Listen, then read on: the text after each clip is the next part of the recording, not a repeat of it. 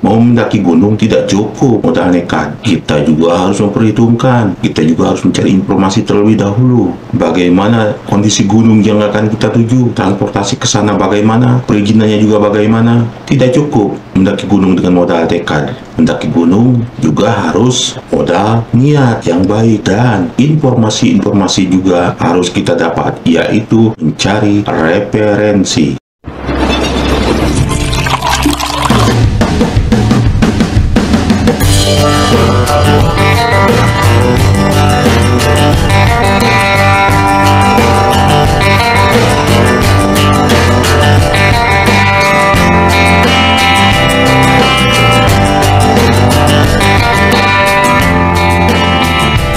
Mendaki gunung tidak cukup modal nekat, harus dibarengi niat yang baik, mencari referensi terlebih dahulu, bagaimana gunung yang akan kita tuju, kondisinya, transportasinya, dan perizinannya, dan lain-lainnya. Sekali lagi, mendaki gunung tidak cukup modal nekat, tapi harus niat. Sahabat alam, kembali bersama saya Rudi Agusman di Game Channel. Materi berikutnya masih di bagian materi manajemen perjalanan. Sahabat alam, perlu kita ketahui bahwa mendaki gunung harus direncanakan. Tidak cukup dengan nekat saja. Nekat boleh, tapi harus dengan perhitungan juga. Niat yang baik, dengan cara terlebih dahulu mencari referensi-referensi gunung yang akan kita tuju. Untuk mencari referensi, saya kategorikan ada 3 kategori referensi yang harus sahabat alam lakukan pada saat membuat perencanaan masih di rumah atau di sekretariat organisasi. Ketiga itu adalah mencari referensi destinasi, yang kedua mencari referensi transportasi dari rumah kita ke lokasi tujuan, dan yang ketiga mencari referensi perizinan destinasi gunung yang akan kita tuju. Oke sahabat alam, dari ketiga referensi ini tentunya ada uraian-uraian yang harus sahabat alam cari, dan tentunya untuk mencari referensi itu berkali-kali saya katakan di materi-materi sebelumnya. Mencari referensi bisa sahabat alam di Google, grup-grup WA, Instagram mungkin, Facebook, dan sebagainya, atau melalui telepon ke nomor kontak basecamp di destinasi yang akan kita tuju. Sahabat alam, seperti saya bilang tadi, referensi tahapan mencari referensi yang pertama adalah mencari referensi tujuan destinasi. Nah, mencari referensi tujuan destinasi ini silahkan sahabat alam cari selengkap-lengkapnya informasi-informasi berikut ini. Yang nomor pertama adalah tujuan gunung yang akan didaki. Tentunya sahabat alam sudah membayangkan tujuan gunung yang akan didaki. Kenapa harus menentukan? Ya pastinya sahabat mau melakukan pendakian gunung pasti sudah terbayang, sudah punya rencana mau mendaki gunung Merbabu, Gunung Lawu misalnya, atau Rinjani. Terbayang mungkin karena apa? Karena sedang viral, karena memang sahabat alam rindu kepada gunung itu untuk mendaki kembali, atau memang baru pendakian perdana. Dan jangan lupa informasi ketinggian apabila gunung yang akan kita tuju adalah gunung pendakian yang pertama. Mencari referensi ketinggian gunung ini untuk apa? Karena perbandingan mendaki gunung dengan ketinggian gunung 1000, 2000, 3000 lebih mdpl nanti akan berpengaruh terhadap perhitungan waktu perjalanan, perhitungan logistik, konsumsi, dan sebagainya. Sedikit saya uraikan pengaruh dari informasi ketinggian. Tentunya yang paling utama nanti dari logistik konsumsi. Semakin tinggi gunung akan berpengaruh kepada logistik konsumsi yang kita lakukan. Salah satunya misalnya, alasan yang pertama, semakin tinggi gunung, oksigen semakin berkurang. Semakin berkurang oksigen, tentunya akan berpengaruh kepada selera. Biasanya semakin tinggi gunung, selera makan juga akan berkurang karena kurangnya oksigen dibandingkan dengan gunung-gunung yang hanya ketinggiannya 1000 atau 2000. Berkurangnya selera makan, tentunya kita harus menyiapkan logistik makanan yang mengandung selera.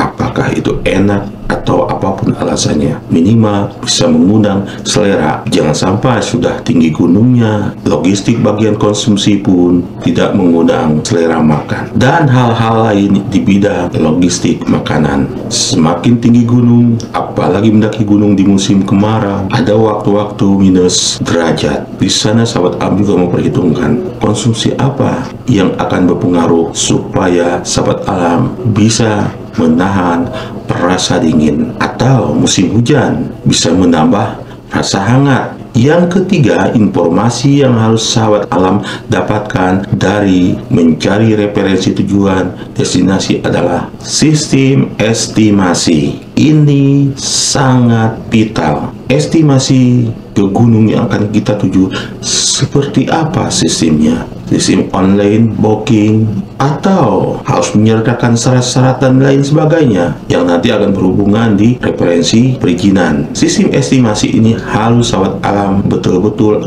akurat dalam mencari referensinya. Dan berikutnya adalah yang keempat, jalur pendakian. Biasanya gunung-gunung seperti di gunung-gunung di Pulau Jawa, untuk satu gunung ada beberapa jalur pendakian. Sahabat alam harus menentukan jalur mana yang akan dilakukan untuk melakukan pendakian. Tetapkan, mungkin sahabat alam juga harus mencari dari ketiga keempat jalur itu apa kekurangan dan kelebihannya, karena mungkin dari setiap jalur itu akan berpengaruh dari segi waktu, jarak tempuh, seperti apa treknya dan sebagainya. Yang kelima, mencari referensi tujuan destinasi juga adalah sumber air. Jangan lupa ada pertimbangan-pertimbangan bahwa di gunung yang akan kita tuju ada beberapa jalur yang kita pilih mungkin sumber airnya banyak, tapi trek pendakiannya lumayan ekstrim. Sebaliknya, ada yang sumber airnya memang kurang, tetapi jalur pendakiannya banyak yang landai. Semua itu harus diperhitungkan jalur mana yang akan sahabat alam pilih. Yang keenam, dari mencari referensi tujuan destinasi ini adalah lokasi camp. Dan kita sudah menentukan jalur yang akan kita tuju, tentunya kita juga, apalagi sahabat alam mencari referensi langsung ke kontak base camp misalnya, tentu kita sudah membayangkan peta jalur yang akan kita tuju dan di mana kita akan melakukan camp pertama atau camp kedua. Dan yang ketujuh, ini yang penting di dalam sahabat melakukan pendakian adalah adat masyarakat setempat. Seperti di materi sebelumnya, bahwa sahabat alam sebagai pendaki gunung harus menjaga adab, dan di sini sahabat alam harus mencari referensi adat masyarakat setempat. Mungkin ada aturan-aturan,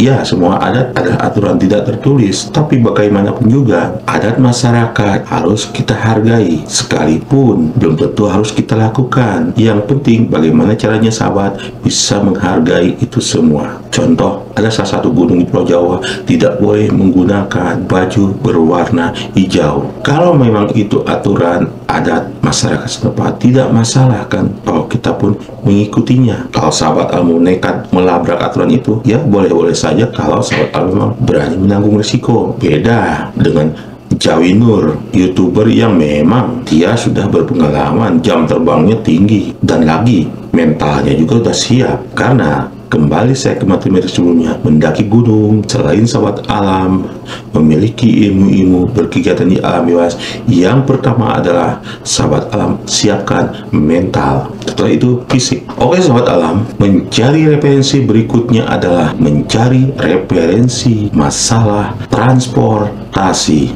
Jika lokasi tujuan destinasi pendakian gunung yang akan sahabat alam tuju, rentang waktu perjalanan dari rumah atau sekretariat ke lokasi base camp terdekat memiliki rentang waktu 1, 2, sampai 3 jam bahkan lebih. Ini harus diperhitungkan. Referensi masalah transportasi harus benar-benar akurat dan diputuskan, karena yang pertama akan menyangkut kita ke sana akan menggunakan transportasi apa. Mungkin dengan menggunakan bus, mobil travel, mobil rental, kereta api, atau pesawat. Semuanya harus diperhitungkan dan cari informasi seakurat mungkin. Putuskan jenis moda transportasi seperti apa yang akan kita gunakan, karena selain itu akan berhubungan dengan berapa kali ganti kendaraan. Mungkin dari rumah sampai ke lokasi tujuan, sekalipun kita menggunakan mobil pribadi, lokasi gunung yang akan kita tuju, kendaraan kita hanya boleh diparkir di suatu tempat, di mana dari suatu tempat itu kita harus menggunakan moda transportasi lain, karena mungkin aturan masyarakat di sana atau memang jalur transportasinya tidak bisa dilewati oleh kendaraan yang kita gunakan. Mungkin kita harus menggunakan ojek gunung misalnya. Contohnya seperti di Gunung Rinjani, kita harus menyambung dengan ojek dari Sembalun ke pos 1. Ketiga juga sangat-sangat penting, berapa biaya atau ongkosnya. Penting sekali informasi biaya dan ongkos ini, penting sekali. Sekalipun sahabat alam punya biaya untuk antisipasi, tetap saja sahabat alam harus mencari seakurat mungkin masalah informasi biaya dan ongkos. Perhitungan dari sahabat alam mulai dari rumah atau sekretariat organisasi sampai ke lokasi base camp pendakian sampai pulang kembali ke rumah. Dan yang keempat tentunya adalah jam operasional transportasi. Contoh, bila sahabat alam mendapatkan informasi seperti di poin kedua, berapa kali ganti kendaraan. Jika informasi yang kedua ini akurat, sahabat alam akan menemukan informasi misalnya bahwa dari lokasi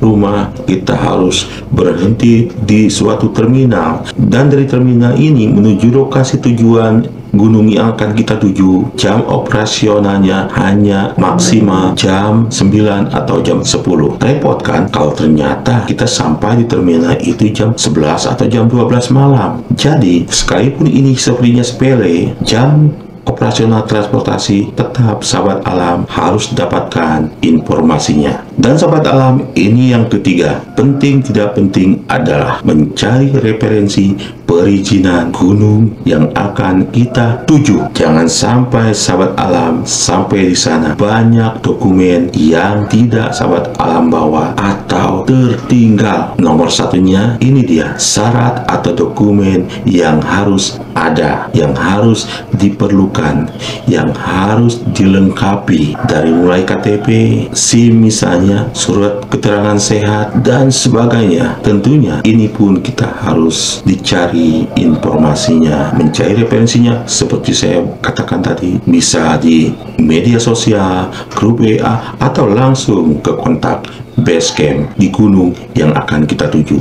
Dokumen apa saja yang harus kita siapkan? Dan jangan lupa, ada gunung-gunung yang memiliki syarat jumlah pendakian dalam satu kelompok misalnya. Jumlahnya minimal berapa, maksimal anggota berapa. Jangan sampai sahabat alam sampai di sana syarat mendaki gunung misalnya 6 atau 12 orang, sementara kita membawa anggota 15 orang.